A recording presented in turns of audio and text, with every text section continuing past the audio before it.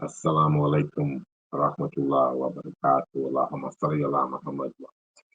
Um, Welcome to the channel, y'all.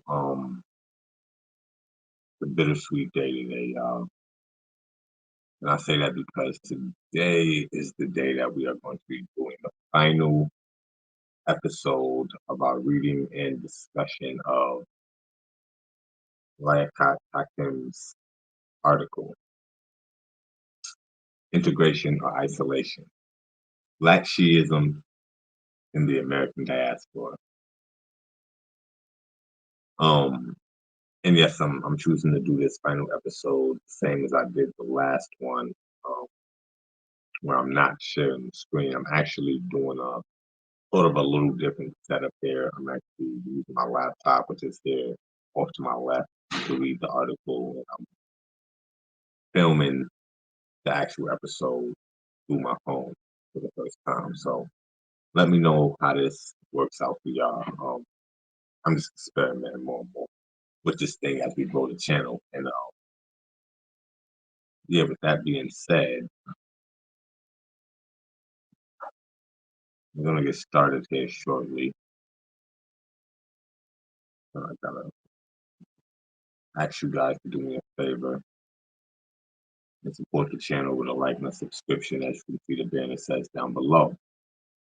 You know, we're at 114 subscribers right now. Thank you to everyone who has subscribed thus far and everyone who's showing us some support in any way or even challenging us. I like to be challenged. So challenge me. It helps me learn. It helps me along in my process. In episode 5, we're going to be reading the topic of episode 5, which is incarceration. Shi'ism in the incarceration facilities, and also the conclusion. Because the conclusion is short. It's a separate part, but it's short enough to where I'm just going to add it into this final episode, and we'll move along from there. Once again, join the conversation. Please like the channel and support with a subscription. That's all. And we'll get straight into the episode.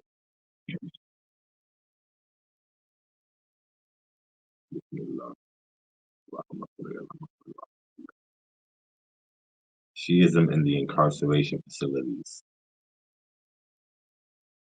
Black Shi'is in incarceration facilities report widespread discrimination from Sunni inmates. Top is to be expected. I've honestly, a little bit about my past, y'all. I have been incarcerated, but at that time I was not a Muslim. I actually asked for a Quran when I was in the facility from a brother who was a Muslim. I think he was a Sunni, but I never received it. But Allah worked when he was. And I'm grateful to be here now. But let me continue to read. Black Shi'is in incarceration facilities report widespread discrimination from Sunni inmates. In my survey, many inmates stated that anti-Shi'i rhetoric by Wahhabi and Salafi-inspired speakers precipitated their research into Shi'i beliefs and practices. Ironically, the curiosity of converts like the aforementioned Jamal Rahim had been aroused by the persistent attacks against and denigration of Shi'ism by Wahhabi-inspired proselytizing imams. And on that note, more into how I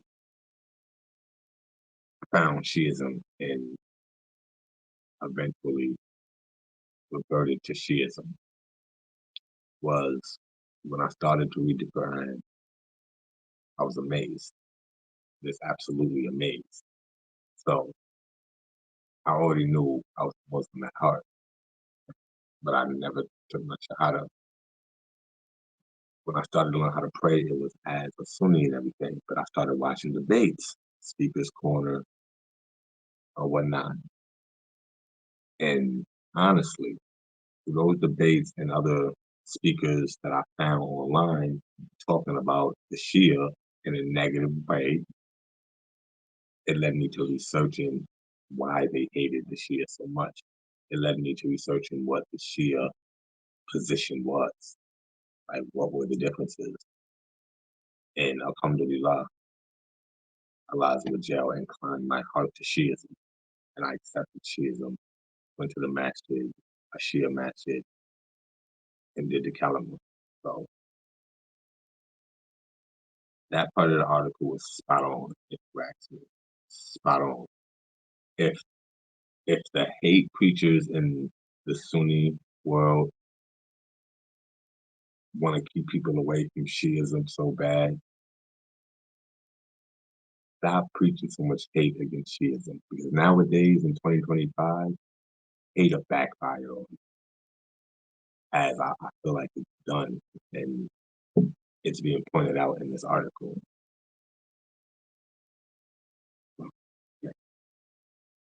Raheem says that the chorus of negativity about Shiism made him more curious and interested in Shiism. After further exploration and research, he decided to embrace it. Black Shiis share the experience of conversion with Black Sunnis. They also face similar challenges. However, this is where the similarities end. They encounter prejudice from and even endure physical confrontation from fellow Black Muslims because of their acceptance of Shiism. And I could see that in a prison setting. I could see that and not in a prison setting because I see how some of the extreme brothers in the Sunni world act. It's not something I'm worried about, but yeah, I can defend myself very well. Alhamdulillah. But it's sad. It's a sad thing. A Muslim would assault another Muslim just because of ideological differences. Um, but the differences that you ask me, because I've studied both, are not that, to the point where there should be violence. You know, these things can be discussed, and there can be some even ground to come to where I feel like we can get along. But if you can't get along, Allah knows best. I'm comfortable with them. By the conversion to Shiism, Black Shiis become estranged from the Black Sunni community. 100% correct. That's true. I'm nervous about it. I have, but it racks my nerve, and I haven't too often. I don't put in that position where I have to defend my belief, and I'm not too far into my religion where I have full control over my emotions and my anger, things like that. So I don't want to be put in that position to where things may go left. Definitely don't want to defend myself physically because we just don't want to take care.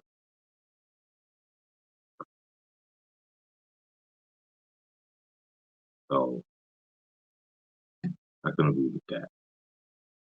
In all probability, this explains the numerous cases of violent behavior reported by Black Shiis and correctional schools. In fact, many complain that they are abused and attacked more by Sunnis than by non-Muslims. And that's hard to think about, honestly. If I was in that situation for a Sunni brother to attack me or for them to have more, animosity towards me, then it's too far. That's crazy to me. But this is the reality of the Black Shia inmates. Conversion to Shiism also means transitioning to a drastically different and often smaller social network. Agreed. The assistance and support from Sunni brethren are replaced by that of a much smaller group of Shia inmates, most of whom have experienced some form of prejudice and discrimination themselves. These converts experience discrimination not only from non-Muslim inmates, but also from Muslim ones. A survey of inmates conducted in England showed The conversion to Shi's, no, the conversion to Islam emboldens them, according to the survey. Weaker prisoners face pressure to convert to Islam to ensure the benefit of protection from the cohesive and self-organized Muslim bloc within the prison, clearly reminiscent of Jacob's 1979 importation accounts of black collectivity in U.S. prisons.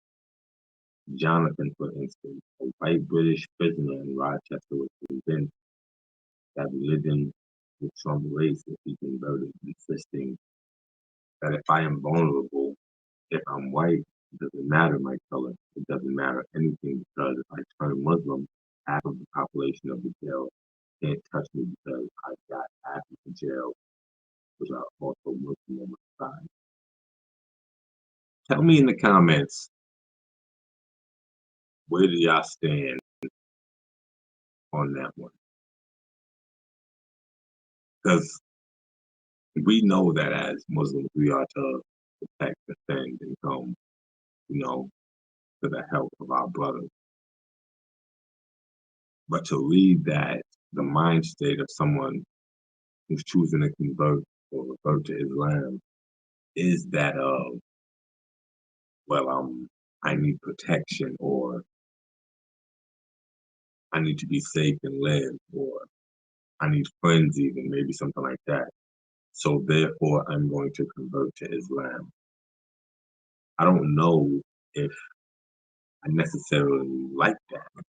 And maybe it's my gang mentality because I come from a gang culture, to be honest. I used to be involved in gangs and things like that. So in that whole context, you can't just join something. I mean, you can for protection, but you have to show that you're here and a part of it, if you know what I mean. So can people with this mind state convert to Islam, right? With the intent of getting protection and never really follow through with any of the practices of Islam, really have any belief in their heart. Is that valid? Or should I be able to accept that as a Muslim? And I know they say if someone says La ilaha illallah Muhammad Rasulullah, then they are Muslim. And I believe that. But it's just crazy to think about that people come into Islam with intentions other than this is what I believe in God, and this is what I want to die for. The experience of black Shi'is is very different. They transition from a position of strength to that of weakness. I'm going to disagree with that statement. And I'm going to disagree with that statement because as a Shia, I feel I gain strength from knowing what Imam Hussein alayhi salam sacrificed for us. I feel strength in knowing that I'm following the rightful successor of the Prophet sallallahu alaihi wasallam, Imam Ali alayhi salam. I feel strong and powerful knowing that Imam Hassan alayhi salam was not a coward, as some would have us think. So when you think about what all the Imams did, Imam Zain al-Abidin, how he kept this thing alive after the tragedy of Karbala, alayhi salam, right? How could we be in a position of weakness? I only feel like I can be in a position of strength. Now I get where he's coming from because numbers. It has to be numbers. We're less than the Sunni population. So therefore we are in a position of weakness if you think about it that way. But from my perspective, and one of the things that made me accept the fact that I Spartan gain strength from the sacrifices that the imams made for this religion. Um, and that's my take on why I disagree on that part. In a survey of Shia inmates that I conducted in the early 2000s, they cited the following grievances. And these grievances that he's citing are probably going to be some points to why he would state that he versus the Shia going to a position of weakness rather than going into his strength when he reverts Sunni Islam. Okay, grievances start right here. Denied right of being a Muslim by non-Shia brothers, i.e., can't vote for a leader, can't hold positions in mosques. No access to Shia learning material. Sunni brothers turning their backs in times of difficulty. To non-Muslims, a Shia is a stereotype of suicidal terrorist.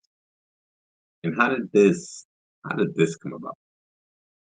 How did the Shias get slapped with all the terrorist stuff? I've seen the U.S. Senator Lindsey Graham, talking about how we need to get rid of the Shias and Shias are the terrorists and things like that. We haven't done any terrorism. Like the Shias haven't been doing any terrorism. Like none of the terrorist groups that are, responsible for any of the explosions and the things like that around the world have been Shia.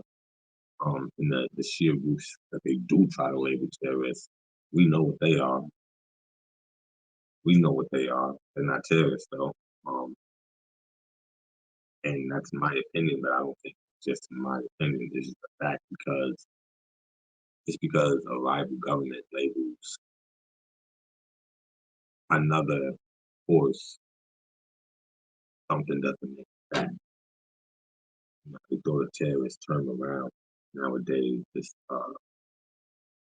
jerk and batting of any terrorist supports another terrorist terrorist. Um, just because they're the other side.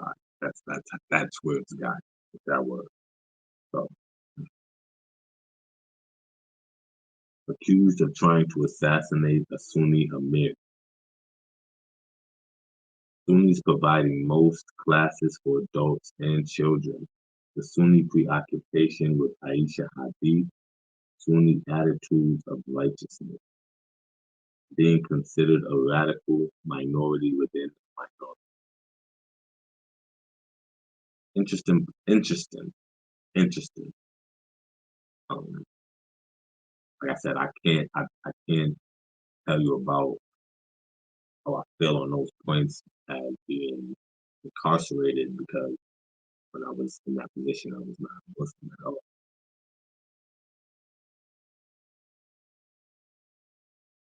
So that's that. I can only speak on what I've experienced since my reversion to Islam in Ep.5, and it's all been good except for one time that I visited a Sunni masjid, and I've spoken on the previous video. But the challenges that many Black Shias often face are epitomized to some degree by the story of Shahid Shahid Abdullah Rahman. I have been in touch with him on a personal level for 25 years and can vouch for his struggle. Shahid was incarcerated for almost 30 years, during which time he converted to Shi'ism. For him and Shi'ism, he finally found something that belonged to us. This corroborates my observation that many Blacks feel a sense of belonging to Shi'ism.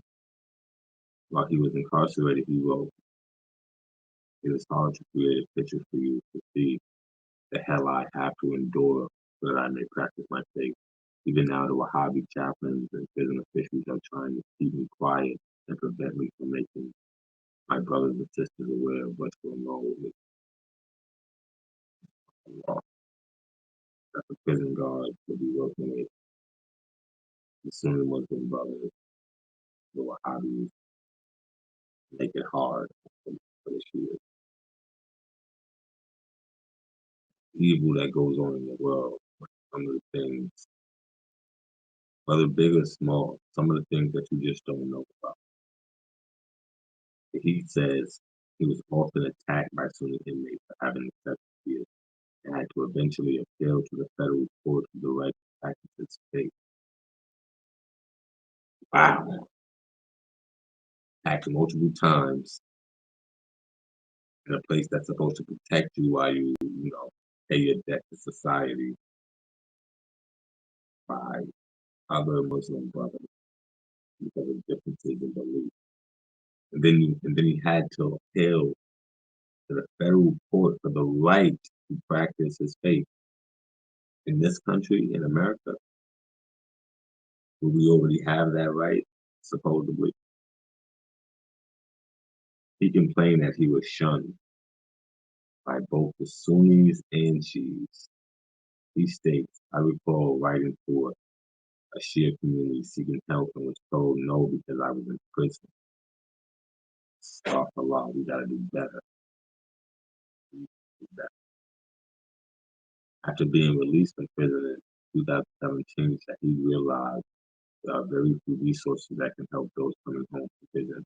He went to a few different Shia mosques in New York.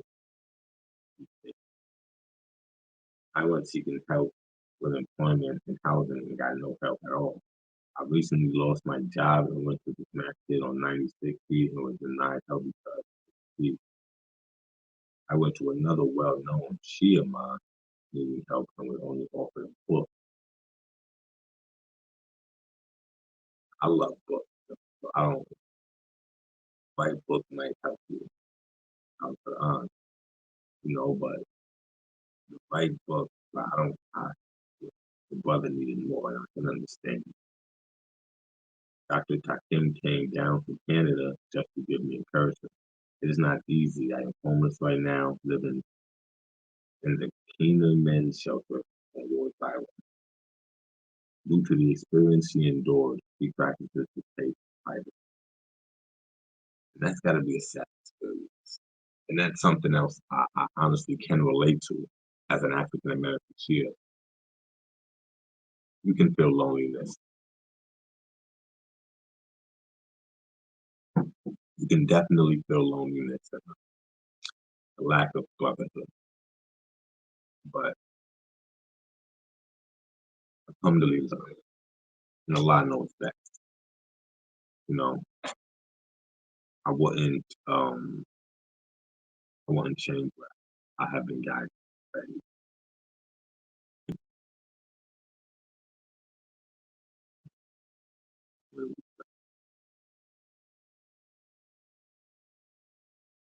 Stories such as these are now no stories such as these are not new for Black Sheep.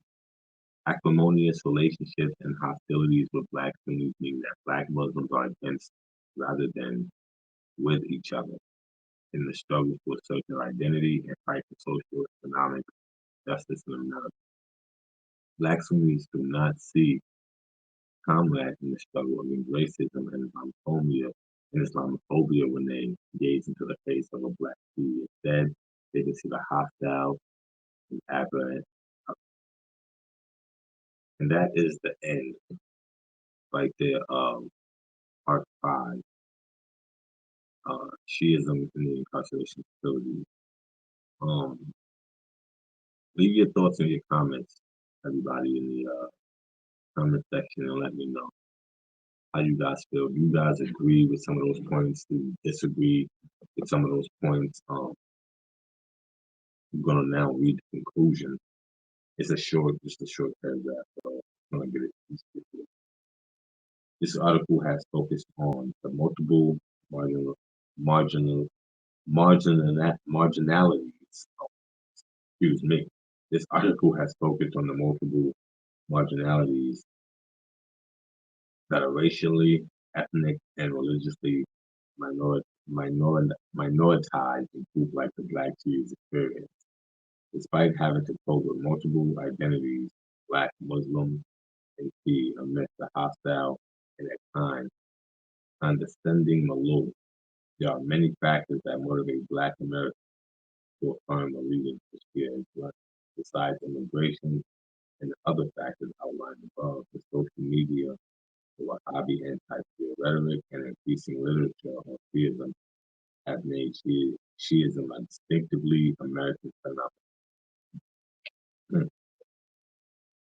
Many in the Black community have viewed Shi'ism not as an aberration from mainstream Islam, but as an alternative affirmation of the Islam. Since the 1980s, there has been a gradual but steady increase in the number of Black converts to Shi'ism, both inside and outside expression stories. The interplay of multiple layers of identities that minoritized groups carry has shaped and molded the stigmatization, discrimination, and challenges they face. The cumulative form of oppression, conjoined with the multiple identities simultaneously held, demonstrate that Black Chiefs will continue to encounter multiple challenges at the same time they have an opportunity to assert their agency in the face of multiple oppressive systems and ideas.